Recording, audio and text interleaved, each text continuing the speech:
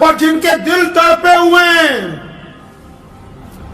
ایک دوسرے کا چہرہ پڑھنے کا فن سیکھو۔ مسلمانوں، اللہ نے ہمیں دنیا میں اس لیے بھیجا ہے، صرف اس لیے نہیں کہ ہم صرف کھانے کمانے آئے۔ اللہ نے یہ پوری دنیا میں سب سے بڑا جو دین بنایا، یہ اس لیے بنایا کہ ہم دنیا کے ہر فرد کا دکھ درد سمجھنا جانتے۔ اللہ اکبر۔ پیارے نبی حضرت محمد رسول اللہ صلی اللہ علیہ وسلم کے دور میں ایک شخص نے شراب پی، حکم ہوا کہ اس کے درے لگائے جائیں۔ مسجد نبوی میں جب درے لگائے جا رہے تھے، نبی علیہ السلام بڑے بے چین ہوئے۔ تو وہاں کھڑے ہوئے ایک صحابی نے، ایک عرابی نے کہہ دیا کہ تیرا ستیہ ناش ہو، تو نے بہت برا کام کیا۔ کریم رسول صلی اللہ علیہ وسلم ناراض ہوئے، اسے پکڑا گریبان سے، فرمایا ادھر آ، تجھے کس نے کہا کہ میرے صحابی کو بد دعائیں دیتا؟ پھر ہم کو اس کے عمل سے نفرت ہے، بندے سے ہم کو اس کے عمل سے نفرت ہے، بندے سے نفرت نہیں ہے۔ اگر کوئی غلطی کرتا ہے گھر میں، پڑوس میں، معاشرے میں، دوستوں میں، تو یہ کیا رت لگا لی کہ سارا معاشرہ لگ جائے کہ یہ خراب ہے، اس کو نکالو، اس کو نکالو۔ آج کل بڑے بڑے مدثر، بڑے بڑے درس دینے والے اور بڑے بڑے پروفیسر یہی کہتے ہیں کہ فلاں کالونی میں نہیں جانا، فلاں علاقے میں نہیں جانا، وہ علاقہ ٹھیک نہیں ہے۔ ارے اچھے لوگوں میں بیٹھ کے اچھے بننا کمال کی بات نہیں ہے، برے لوگوں میں جا کے ان کو اچھا بنانا یہ کمال کی بات ہے۔ اچھوں میں جا کے اچھی باتیں کی تو کیا کی ہے، بروں میں جا کے اچھائی کی تبلیغ کرنا کمال کی بات ہے، بروں کا جا کے اپنی چھاتی سے لگانا کمال کی بات ہے، غریبوں کا جا کے اپنی چھاتی سے لگانا، اور جن کے دل تڑپے ہوئے ہیں، ایک دوسرے کا چہرہ پڑھنے کا فن سیکھو۔ مسلمانوں، اللہ نے ہمیں دنیا میں اس لیے بھیجا ہے، صرف اس لیے نہیں کہ ہم صرف کھانے کمانے آئے۔ اللہ نے یہ پوری دنیا میں سب سے بڑا جو دین بنایا، یہ اس لیے بنایا کہ ہم دنیا کے ہر فرد کا دکھ درد سمجھنا جانتے۔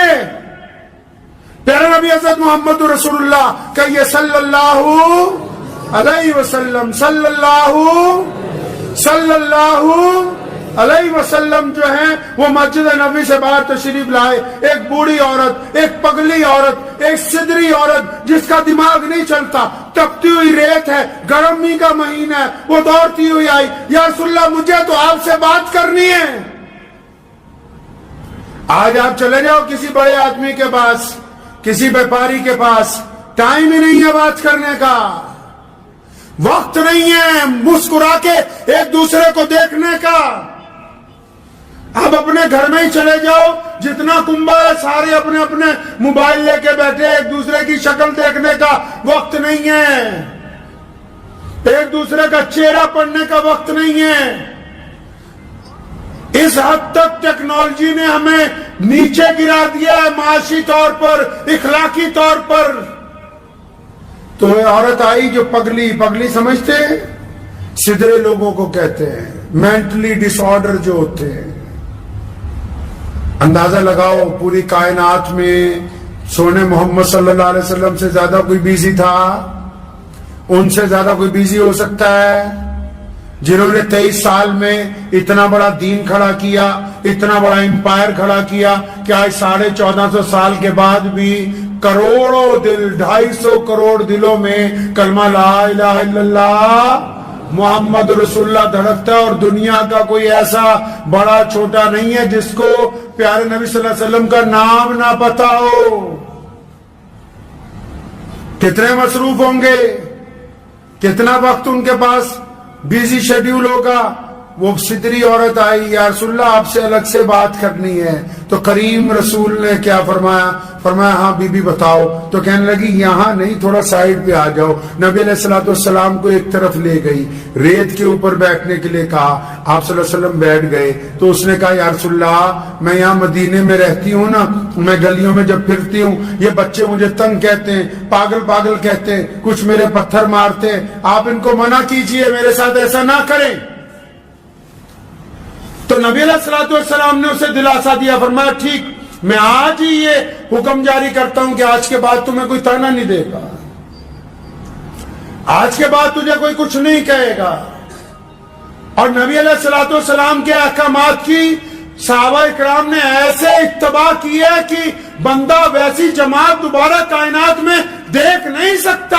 محمد رسول اللہ نے کہا تھا امیر اور غریب، کالا اور گورا ایک برابر ہیں. ایک دفعہ غلطی سے ایک صحابی نے سیدنا بلال کو کہا کالی ماں کے بیٹے. سیدنا بلال ناراض ہوئے تو صحابی اتنا گھبرائے، نبی علیہ الصلوۃ والسلام کی طرف سے ابھی تاکید نہیں آئی بلکہ اپنا سر ریت پر رکھا. سیدنا بلال کھڑے ہیں، فرمایا میرے سر پہ ریت ڈالو، مجھ سے غلطی ہو گئی اور میرے چہرے پر پاؤں رکھ کے نکلو کہ میں نے نبی علیہ الصلوۃ والسلام کے حکم کی عدولی ہوئی. سیدنا بلال نے انہیں اٹھا کے چھاتی سے لگایا، فرمایا جب دلوں میں یہ احساس بیدار ہو جائے کہ کالا اور گورا ایک برابر ہے، اس کا مطلب رسول اللہ کے حکم کی اتباع ہو گئی ہے. اب اس عورت نے جب کہا تو نبی علیہ السلام نے کہا ٹھیک ہے. اس نے ایک آدھے کام اور بتائے، نبی علیہ السلام نے کہا ٹھیک ہے ہم کر دیتے ہیں. بہت دیر جب باتیں کرتی ہوئی ہو گئی تو آپ صلی اللہ علیہ وسلم کو اچانک اس نے کہا یا رسول اللہ اب آپ جا سکتے ہیں. جب وہ چلی گئی صحابہ نے کہا یا رسول اللہ، بڑے ادب سے کہا یا رسول اللہ یہ جو عورت آئی تھی نا یہ سدری تھی، کملی تھی، پاگل تھی. کریم رسول علیہ الصلوۃ والسلام نے فرمایا ہاں مجھے بھی پتا ہے یہ سدری ہے، مجھے بھی پتا ہے یہ کملی ہے، سارا مدینہ اس کی نہیں سنتا، میں بھی نہیں سنوں گا تو پھر کون سنے گا؟ اللہ کے نبی علیہ السلام کی سنت ہے ان لوگوں کے ساتھ بیٹھنا جن سے کوئی بات نہیں کرتا. یہ رسول اللہ کی سنت ہے ان بوڑھے مرد عورتوں کے ساتھ بیٹھ کے چند لمحے گزارنا جن کے ساتھ کوئی بات نہیں کرتا. رسول اللہ کی سنت ہے سدروں کی بات سن لینا جن کی کوئی سننے کے لیے تیار نہیں ہے. مسلمانوں ہمارا یہ کام بنتا ہے کہ جتنے دکھی دل ہوں، جتنے درد مند لوگ ہوں، اگر وہ ہمارے ساتھ بیٹھ کے اپنا دکھ درد سنانا چاہیں تو ہم ان کا دکھ درد سنیں گے. تو یہ رسول اللہ کی سنت ہے. کئی ظالم یہ سوچتے ہیں نا کہ ہم جتنا ظلم کرتے ہیں رسی ڈھیلی ہے. ہم نے کسی سے زیادتی کی تو اللہ کی طرف سے پکڑ نہیں آئی، ہم نے کسی کا مال چھینا اللہ کی طرف سے پکڑ نہیں آئی، ہم نے کسی سے ٹھگی ماری اللہ کی طرف سے پکڑ نہیں آئی، ہم نے کسی سے زنا کیا اللہ کی طرف سے پکڑ نہیں آئی. ایسی بات نہیں ہے کہ اللہ کی طرف سے پکڑ نہیں آئی. اللہ تعالیٰ نے ظالم کی رسی ڈھیلی چھوڑ رکھی کہ کر لے جتنے گناہ کرنے ہیں. جس دن رسی کھچ جائے گی کوئی بچانے والی طاقت ہوئی ہی نہیں. ہمیں اس بات پر کیا توجہ نہیں دینی؟ کیا ان نمازیوں کو ضرورت نہیں ہے؟ کیا ان دیندار لوگوں کو ضرورت نہیں ہے کہ وہ چاروں طرف نگاہ دوڑائیں کہ کتنے لوگ ایسے ہیں جو مایوس ہو کر مسجد میں آ رہے ہیں، کتنے لوگ ایسے ہیں جو مسجد کے باہر مایوس کھڑے ہیں، کتنے عزیز و اقارب ایسے ہیں جو صرف اس انتظار میں ہیں کہ کاش تم ان کی غلطی کو معاف کر دو. کتنے ایسے دوست ہیں، کتنے ایسے یار ہیں، کتنے ایسے پرانے متر ہیں جو اس انتظار میں کہ بس ایک دفعہ ہماری غلطی کو معاف کر دے، ہمیں اپنی چھاتی سے لگا لے اور ہم اتنے بڑے ظالم بنے ہوئے کہ نہیں ہم تو کچھ نہیں کرنے والے، کل قیامت والے دن اللہ کے آگے حساب رکھیں گے. جو حساب اللہ کے آگے آ جائے گا وہ تکڑی پھر پورا پورا تولتی ہے، وہاں بچنے کی کوئی امید نہیں ہے. اس لیے پہلے اپنے معاملات کے اوپر توجہ دیں. مایوس لوگوں کی امید بنے، امید توڑنے والے مت بنیے.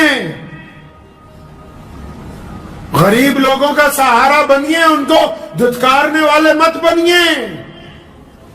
اپنے گھر میں اپنے رویے کے ساتھ لوگوں کے درمیان اپنا چہرہ، اپنا رویہ ایسا مت بناؤ کہ تمہاری اولاد، تمہاری بیوی، تمہارے بچے، تمہارا باپ، تمہاری ماں تم سے بات کرتے ہوئے ڈرے. نوٹ کر لو دل کی کاپی پر جس کے غصے کی وجہ سے اس کے ماں باپ اس سے ڈرنے لگے، اس سے بات کرنا چھوڑ دیں. وہ جتنی مرضی دعائیں کرتا رہے، جس مرضی بڑے ولی اللہ کے پاس چلا جائے، اللہ کے حضور اس کی کوئی